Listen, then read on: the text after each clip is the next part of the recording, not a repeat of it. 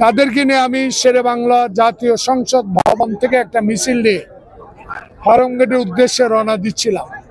তখন এই আজকের অতিরিক্ত পুলিশ কমিশনার হারুন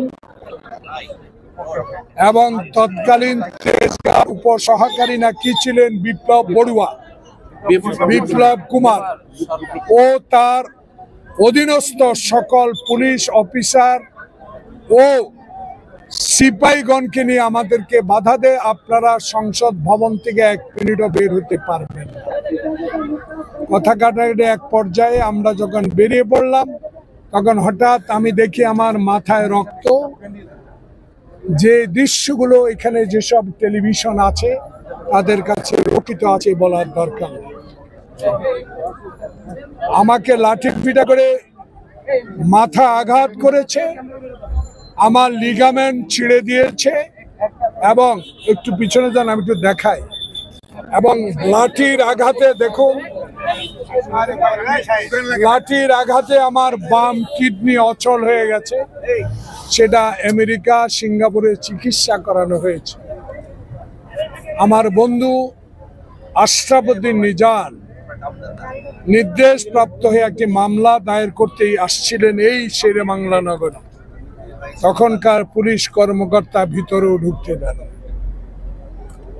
মামলা নেন নাই, মামলা কোর্টে করা হয়েছে। সেই মামলা তদন্ত হয়ে 3 দিনের মাথায় সেই মামলা বাতিল করে দেওয়া হয়েছে। কিন্তু দুর্ভাগ্য বন্ধুরা, প্রিয় সাংবাদিক বন্ধুগণ যারা আমার সামনে ডানে বামে আছেন, সবাইকে আমি ব্যক্তিগতভাবে চিনি।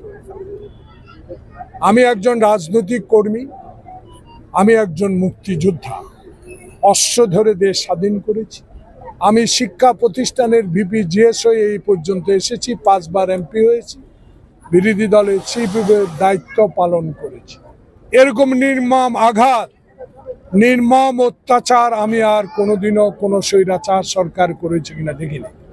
তখন আমার বিরুদ্ধে পুলিশ বাদী হয়ে একটা মামলা করেছে, সে মামলা এখনো আমাকে হাজিরা দিতে হয়। এই হলো করুণ ইতিহাস। তাই আজকে আপনাদের প্রশ্নের উত্তর একটাই সরাসরি, আজকে সুযোগ হয়েছে ছাত্র সমাজের রক্তের বিনিময়ে, জনতার রক্তের বিনিময়ে দেশ গণতন্ত্রের পথে এগিয়ে যাচ্ছে। আল্লাহ পাকের কাছে আমি খোকন জন্য আবু সাইদ খোকন সহ যারা এই আন্দোলনে হাসিনার পদত্যাগকে বাধ্য করতে আন্দোলন করে যারা জীবন বিসর্জন দিয়েছেন, আজকে এই শেরেবাংলা নগর থানার সামনে থেকে তাদের জন্য আল্লাহ পাকের কাছে জোহরের নামাজের পরে দোয়া করি, আল্লাহ পাক যেন তাদের বেশ নসিব। সাথে সাথে আপনাদের মতো যারা স্বাধীনতা পান নাই, সকল সংবাদপত্র বন্ধ করে দিয়েছিল, যারা বিগত দিনে কথা বলতে পারেন নাই, এখন কথা বলার সুযোগ হয়েছে। কথাগুলো বলবেন, এই কথাগুলো এই জন্য বলবেন, এখন লেখার স্বাধীনতা আছে, কথা বলার স্বাধীনতা আছে, প্রচার করার স্বাধীনতা আছে। সেই কারণে ইন্টেরিয়াম গভর্নমেন্ট যিনি আজকে প্রধান, আল্লাহ পাকের কাছে তার জন্য দোয়া করি, যিনি এখন পলাতক শেখ হাসিনা 14 তলায় লিফট বন্ধ করে দিয়েছিল তার মামলা, পায়ে হেঁটে 14 তলা পর্যন্ত গিয়েছিলেন। আল্লাহর কি কুদরত, শেখ হাসিনা এখন পলাতক। যার লিফট বন্ধ করে ডাকে পদ্মা সেতু থেকে টুপ করে ফেলে দিবে বলেছিল, সে এখন পলাতক। আর সেই ইন্টেরিয়াম গভর্নমেন্টের প্রধান ডক্টর মোহাম্মদ ইউনূস আজ বাংলাদেশের সরকার প্রধান। এইটুকু বলেই আপনাদের হারুন, বিপ্লব সহ অসংখ্য যারা সহযোগী ছিল সবার নাম উল্লেখ করে। আপনারা কিসের মামলা করেছেন? আমরা হত্যা মামলা করেছি, হত্যা প্রচেষ্টার মামলা। এই মামলা গ্রহণ করেছেন, মামলার তারিখ আমার লয়ারের কাছে আছে। Thank you very much. শুধু আপনি একা? আপনারা বিভিন্ন সময় আমি একজনই বাদী, আমার সহকর্মীরা সব সাক্ষী। আপনারা বিভিন্ন সময় বলেছেন যারা হুকুমদাতা তাদের বিরুদ্ধে ব্যবস্থা নেওয়ার জন্য, এবং আমরা দেখেছি বিগত আন্দোলনেও হুকুমদাতাদেরই দায়ী করা হচ্ছে এবং তাদের গ্রেফতার এবং বিভিন্ন ধরনের মামলা হচ্ছে। তাহলে আজকে ওই সময় হারুন এবং বিপ্লব তো ছোট অফিসার ছিল, তাহলে হুকুম ছোট অফিসার না, বড় অফিসার ছিল। অফিসার ছিল এবং হুকুম সে যার দ্বারা হুকুমে অসুখ, আমি যাকে দেখেছি তাকে আসামি করেছি। Thank you.